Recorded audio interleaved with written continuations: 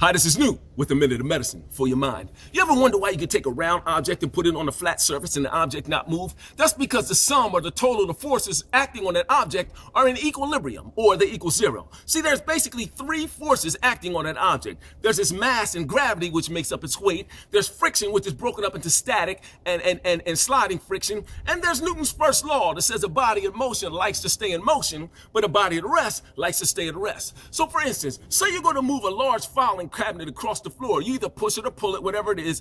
Just to get it moving, you notice it takes more force to get it moving than it does once you get it moving. It's easier to move because the static friction holding it in place is much larger than the sliding friction that happens after you get it moving, because they serve two different purposes.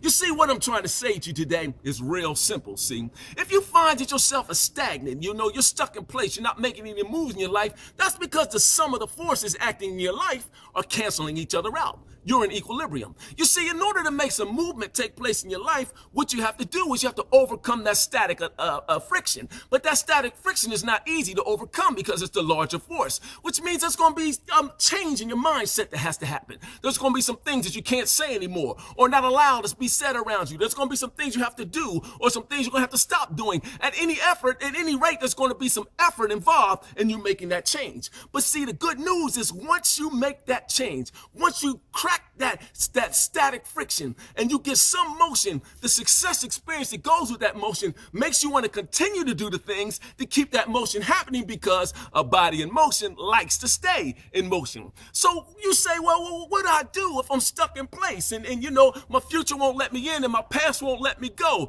Well, you have to exert more force in the direction that you want to go than the forces are that are holding you still.